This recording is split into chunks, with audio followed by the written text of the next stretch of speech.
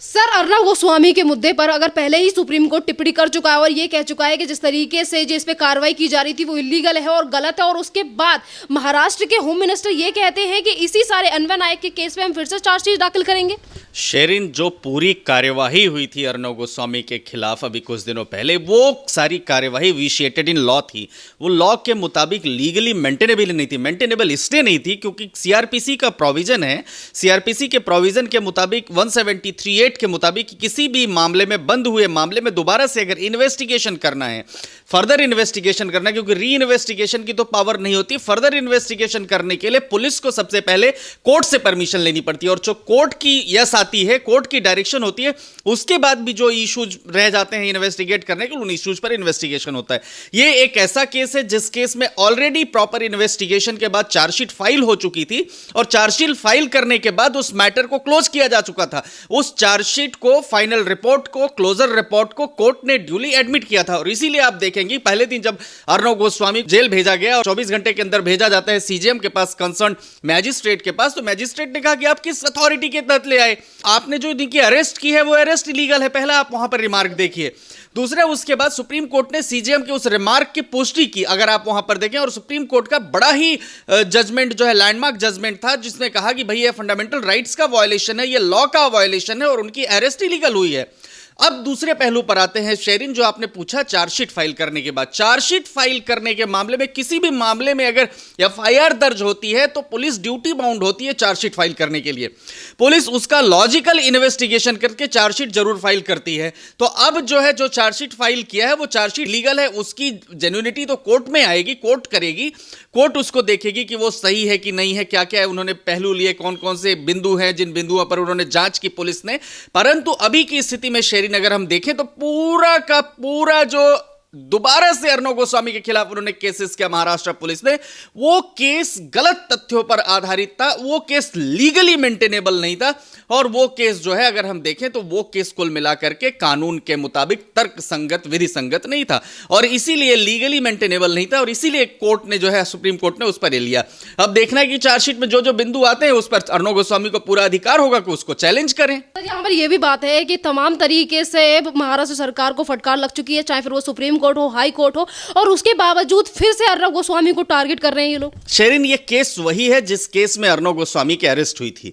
अब पुलिस के सामने मुसीबत यह है कि अगर पुलिस उस मामले में, क्योंकि कोर्ट ने सिर्फ बेल दिया था, सुप्रीम कोर्ट ने सिर्फ बेल दिया था, सुप्रीम कोर्ट ने इसमें यह नहीं कहा था कि पुलिस इन्वेस्टिगेशन नहीं करे, तो पुलिस इन्वेस्टिगेशन करके जांच रिपोर्ट लेकर के आए हैं। अब वो जांच सही है, गलत है, सही कानून पर है, गलत कानून पर है, इसकी व्याख्या अदालत को करना है। परंतु अगर हम प्राइमा फेसी प्रथम दृष्टया देखें तो अर्नब गोस्वामी के खिलाफ कोई मुकदमा उस केस में नहीं बनता है। सर, यहाँ पर यह भी बात है कि जो केस था उसे फिर से बंद किया जा रहा है, तमाम तरीके से चैनल को बाउंड दिया जा रहा है कि आपको इस तरीके से लिहाजे से बात करनी पड़ेगी, जिस तरीके से तमाम तरीके की जो चीजें की जा रही हैं, उसके अंदर आपको क्या लगती है, क्या इनकी मंशा नहीं है बदला लेने की? देखिए शेरिन, होता क्या है कि संविधान के अनुच्छेद 19(1) में freedom of right to speech and expression एक फंडामेंटल राइट है।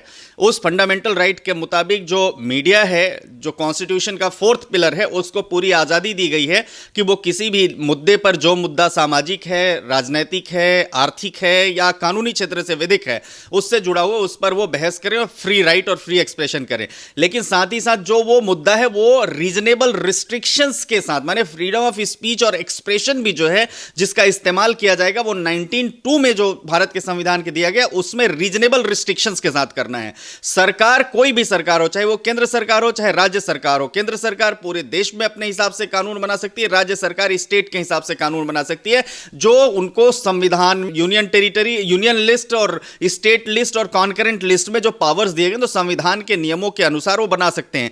अब इस पे महाराष्ट्र सरकार बदले की भावना से काम करती है, तो अदालतें जुडिशियल रिव्यू करने के लिए, किसी भी अनैतिक कार्य को जुडिशियली ठीक करने के लिए बैठी हुई हैं। तो अर्नब गोस्वामी को पूरा राइट है, पूरा वो है, वो कोर्ट में जाकर के उसको चैलेंज कर सकते हैं। परंतु ऐसा जरूर लगता है कि जो महाराष्ट्र सरकार है, जिस तरीके से सुशांत सिंह राजपूत केस को, जिस तरह से ड्रग एंगल को, बॉलीवुड का डर्टी सीक्रेट जो सामने आया, लोगों के चेहरे उजागर हुए, जो बॉलीवुड के सेलिब्रिटीज फिल्मों में बैठ करके बड़ी बड़ी ज्ञान की बातें करते थे, बाद में पता चलता था कि वो ड्रग्स पार्टीज करते हैं, ड्रग्स लेने देने, खरीदने, बेचने, पीने में, खाने में इन्वॉल्व हैं।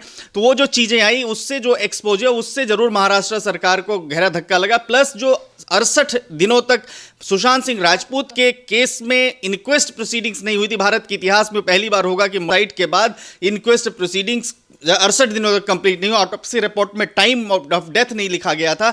डॉक्टरों की जो उसमें खामियां उजागर हुई थी महाराष्ट्र की, वो सारी चीजें थी जिसको अर्णव गोस्वामी ने उठाया था, जिससे महाराष्ट्र सरकार बैकफुट पर आई थी। और उसके बाद सुप्रीम कोर्ट ने इन्वेस्टिगेशन को भी अगर देखें तो पटना से सीबीआई को हैंडओवर कर दिया और महाराष्ट्र पुलिस से सीबीआई को हैंडओवर कर दिया। उस पर इन्वेस्टिगेशन हो रही, नार्कोटिक्स कंट्रोल ब्यूरो उसमें जांच करने लगा। इन्फोर्समेंट डायरेक्टरेट रिया चक्रवर्ती का जो ट्रांजेक्शन था सुशांत सिंह राजपूत से, उसकी जांच होने लगी। तो ये सारी चीजें हैं जिससे महाराष्ट्र सरकार बैकफुट में आई। उसके बाद बदले की कार्यवाही महाराष्ट्र सरकार ने शुरू किया। सर, आपने अभी सुशांत सिंह राजपूत का नाम भी लिया, नार्कोटिक्स डिपार्टमेंट का नाम भी लिया, बॉलीवुड का नाम भी लिया। अगर इन सारी चीजों को देखा जाए तो इन सब में कहीं ना कहीं उद्धव सरकार ने अहम रोल निभाया है। अगर सुशांत सिंह राजपूत के केस की बात करें तो यही केस है जिसमें उद्धव सरकार ने यह कहा दिया कि ये सुसाइड है, इसमें ज्यादा इन्वेस्टिगेशन करने की जरूरत नहीं है। अगर बॉलीवुड की बात करें तो बॉलीवुड को लेकर तमाम तरीके के बयान है जो इस सरकार की तरफ से दिए गए और यह तक कहा गया कि बॉलीवुड को बदनाम करने की कोशिश की जा रही है। जी बिल्कुल, बॉलीवुड को बदनाम करने की कोशिश, तो ये तो अदालत में मामला पेंडिंग है, लेकिन बॉलीवुड जितना डर्टी काम कर रहा है, जितने अनैतिक, अवैध, इलीगल और गलत कार्य बॉलीवुड में हो रहे थे, वो सारे गलत, अवैध और अनैतिक कार्य एक्सपोज हो, चाहे हिपोक्रेसी हो, चाहे नेपोटिज्म हो, चाहे ड्रग का एंगल हो, चाहे भाई भतीजावाद हो, चाहे फेक केसेस, फेक जो है मूवीज को जबरदस्ती में उठा करके मूवीज की हाइप देना हो, एक पर्टिकुलर लोगों का उस पर कंट्रोल होना, कम्युनिटी का कंट्रोल होना, ये सारी चीजें थी जिसको एक्सपोज किया था। चाहे वो सुशांत सिंह राजपूत का केस हो और उसके पहले भी तमाम जितने भी इस तरह केसेस होते सब दबा दिए जाते थे। तो ये एक मामला जरूर आया, नेपोटिज्म, बॉलीवुड का डर्टी सीक्रेट, ड्रग्स का एंगल, और वहां पर एक पर्टिकुलर कुछ लोगों की पूरी बादशाहत चलना, एक नए आदमी को वहां उभरने नहीं देना, उसको इंसल्ट करना। राणौत के खिलाफ भी अगर आप देखें जिस तरीके से बदले की कार्रवाई, यह सब साबित करता है कि महाराष्ट्र सरकार एक बदले की भावना के तहत कार्य कर रही थी।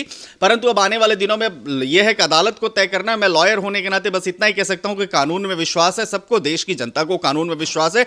जब भी सरकारें गलत करेंगी तो कानून जो है, देश की अदालतें जो है उसको जुडिशियल रिव्यू करने के लिए बैठी हुई हैं। अश्विनी सर, आपको काफी सारे लोग जानते हैं, सुनना पसंद करते हैं, तो यहाँ पर मैं आपसे एक सवाल और पूछना चाहूंगी। जिस तरीके की महाराष्ट्र सरकार में बॉलीवुड को लेकर अगर जिसने भी सवाल उठाया या फिर सरकार को लेकर जिसने भी सवाल उठाया, उसको महाराष्ट्र सरकार ने नीचे दबा दिया, मारपीट करने की कोशिश की या फिर उसके साथ कुछ गलत काम किया। ऐसे ही तमाम लोग हैं महाराष्ट्र में। कुणाल कामरा जैसे, जब अर्नब को सुप्रीम कोर्ट से बेल मिल जाती है तो वो सुप्रीम कोर्ट के ऊपर तमाम तरीके की टिप्पणी करते हैं, फिर उसके साथ कोई कार्रवाई क्यों नहीं की जाती? देखिए, कुणाल कामरा का जो ट्वीट था बहुत ही गैर जिम्मेदाराना, बेहुदा, कंटेम्पचुअस और देश की कानूनी व्यवस्था पर, देश की सर्वोच्च अदालत पर अटैक करने वाला था। उस पर कंटेम्प्ट की प्रोसीडिंग्स ऑलरेडी अटॉर्नी जनरल ने कंटेम्प्ट की परमिशन दिया है। और कुणाल कामरा जैसे तमाम वो लोग जो जुडिशियल इंस्टीट्यूशंस को टारगेट करते हैं, कॉन्स्टिट्यूशनल इंस्टीट्यूशंस को टारगेट करते हैं, कॉन्स्टिट्यूशनल अथॉरिटीज को टारगेट करते हैं, उनको यह समझना चाहिए कि ये कॉन्स्टिट्यूशनल अथॉरिटी और जुडिशियल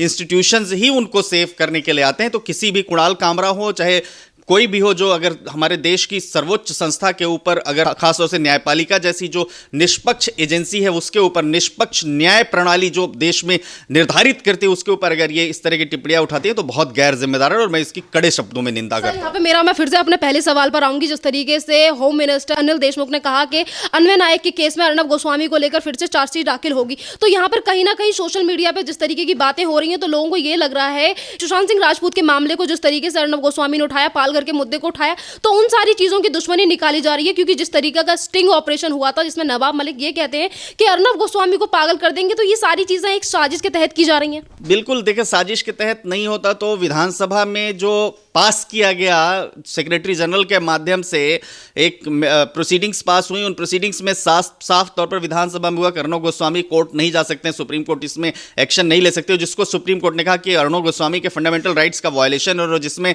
डायरेक्शन भी दिया इनको, सेक्रेटरी जनरल को विधानसभा के, कि ये जो देश के सर्वोच्च संस्था है, किसी का फंडामेंटल राइट्स है, उसका वायलेशन है और देश की सबसे बड़ी सर्वोच्च संस्था के ऊपर टीका टिप्पणी करना है और ये एडमिनिस्ट्रेशन ऑफ जस्टिस में बाधा है। और prima facie article 129 constitution of India के मुताबिक कंटेम्प्ट ऑफ सुप्रीम कोर्ट है। तो उस पर एक्शन लिया है सुप्रीम कोर्ट ने, नोटिस किया, अब जवाब आएगा। और ये अनिल देशमुख का बयान बहुत ही गैर जिम्मेदाराना है, वो बातें बिल्कुल तर्कसंगत नहीं है। भारत का संविधान, भारत का देश जो है संविधान के मुताबिक चलता है, कानून के मुताबिक चलता है, लॉ के मुताबिक चलता है। अनिल देशमुख हो चाहे नवाब मलिक हो, इस तरह के पर्सनल टीका टिप्पणी वो करते हैं, उस पर वो बहुत ही गैर जिम्मेदारी भरी बात, और एक होम मिनिस्टर का इस तरह से बयान, एक मिनिस्टर का इस तरह से बयान आना साबित करता है कि दुर्भावना से ग्रसित हैं। सर एक मेरा लास्ट सवाल कि जिस तरीके से बॉलीवुड को लेकर तमाम तरीके की चीजें सामने आई, उसको लेकर कोई भी एक्शन नहीं होता है और जो भी सरकार से सवाल पूछ लेता है उसके खिलाफ कड़ा एक्शन लिया जाता है, तो क्या इस सरकार के पास और काम नहीं है अर्नब गोस्वामी को और उन लोगों को टारगेट करने के सिवा जो इनसे सवाल पूछते हैं? देखिए,